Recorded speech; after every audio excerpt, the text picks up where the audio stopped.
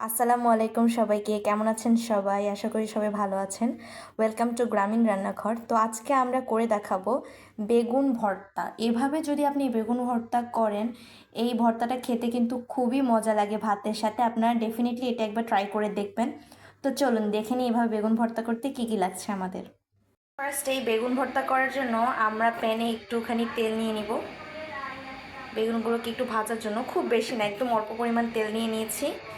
এরপরে তেলটাকে পুরো প্যানের মধ্যে স্প্রেড করে দিব। তেলটা একটু গরম হলে তারপরে বেগুনগুলো দিয়ে দিব। তো তেলটা গরম হয়ে গিয়েছে। আসলে যে এটা দেখে ভাবতে পারেন যে এটা নোংরা, তেমনটা না। এটাতে একটু আগে মা ডিম ভাজি করেছিল, তো এটাই আর কি লেগে আছে। তো বেগুনগুলো দিয়ে দিলাম।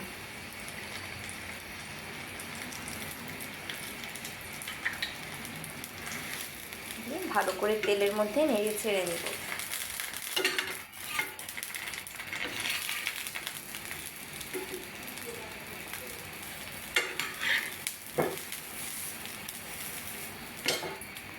এর আগে আমি আরও কিছুটা বেগুন ভেজে নিয়েছি।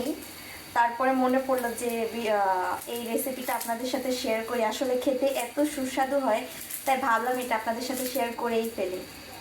বেগুনগুলো ভাজার সময় কিন্তু চুলার ফ্লেমটা একদমই আমি লোতে রেখেছি। চুলার ফ্লেমটা লোতে রেখে আমি বেগুনগুলোকে ভালো করে ভেজে নেব। তো আমাদের বেগুনের এই পাশটা কিন্তু খুব ভালো মতন করেই ভেজে নিয়েছি। এবার এটাকে পাল্টিয়ে দিব।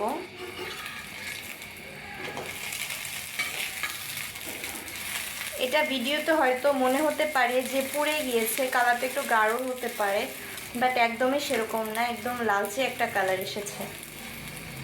তো বেগুন ভাজা করার জন্য বেগুনগুলো ভেজে নিয়েছিলাম। এবার প্যানে একটুখানি তেল দিয়ে দিব। তেলটা গরম হওয়া পর্যন্ত ওয়েট করব। তো তেলটা গরম হয়ে গিয়েছে। এই পর্যায়ে আমরা এখানে দিয়ে দিব পেঁয়াজ কুচি।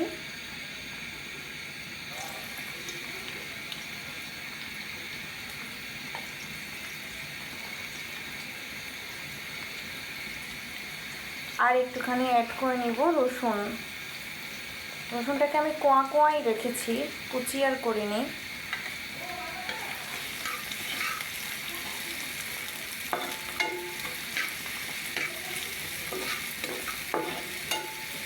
এবার এটাকে একটু ভালো করে ভেজে নেব।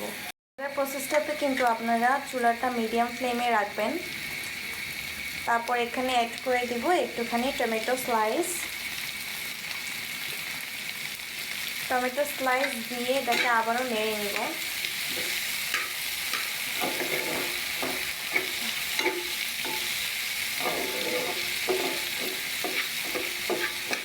দেখবেন রান্নাটা যেন পুড়ে না যায়। এবার এটাকে লো ফ্লেমে দিয়ে কতক্ষণ ঢেকে রাখবো। এবার এটাকে ঢাকা দিয়ে 2 মিনিট পর্যন্ত ওয়েট করব। তো 2 মিনিটের মতো আমরা কুক করে নিয়েছি।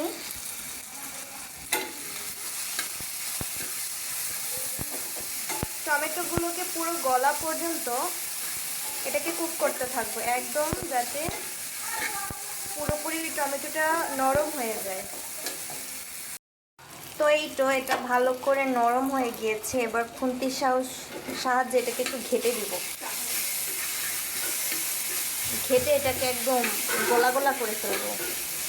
আর রসুনগুলোকে কিন্তু আপনারা খুন্তির সাহায্যে কুচি কুচি করে ফেলবেন।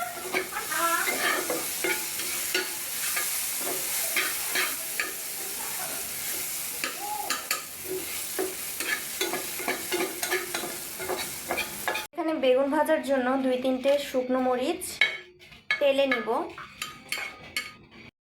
তো এই তো মরিচগুলোকেও প্রায় আমাদের।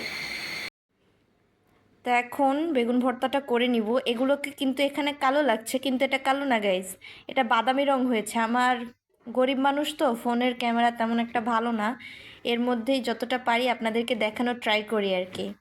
এখানে ভালো করে বেগুনগুলোকে মাখিয়ে নিব। তো বেগুনগুলোকে খুব ভালো করে এখানে মেখে নিয়েছি। এবার ওই টমেটোর ভাজাটার সাথে খুব ভালো করে মাখিয়ে নিব। ট্রাস্ট মি, এই ভর্তাটা খেতে কিন্তু খুবই সুস্বাদু হয়। আপনারা অবশ্যই এটা বাসায় ট্রাই করবেন, গরম গরম ভাতের সাথে খেয়ে দেখবেন, আসলে এটা খেতে খুব সুস্বাদু হয়।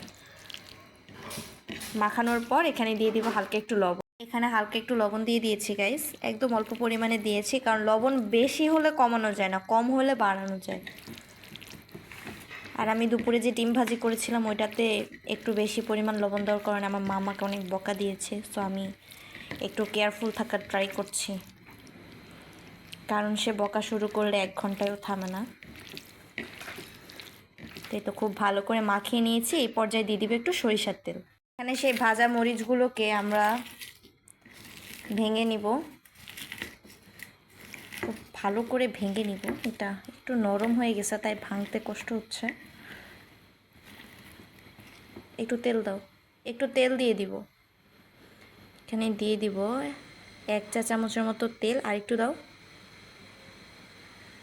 হয়েছে হয়েছে হয়েছে, আর দিও না। ওই তেলটা দিয়ে এবার মাখিয়ে নিব খুব সুন্দর মতো। আমাদের আসলে এই রুমের লাইটটা একটু কম আলো দেয়। গরিব মানুষ, ইনশাল্লাহ খুব তাড়াতাড়ি আরও ভালো লাইটনিংয়ের ব্যবস্থা করব। কালারটা কিন্তু বাস্তবে অনেক সুন্দর আসছে, যদিও ফোনে বোঝা যাচ্ছে কিনা জানি না, বাট আপনাদের কাছে আমার রিকোয়েস্ট থাকবে আপনার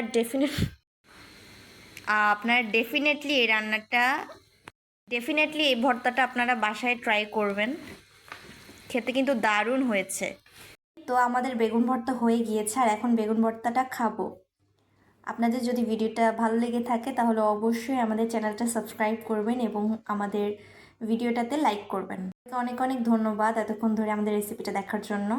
আসসালামু আলাইকুম সবাইকে, ভালো থাকবেন সবাই, ফি আমানিল্লাহ। দেখা হচ্ছে নেক্সট আরেকটি ভিডিওতে।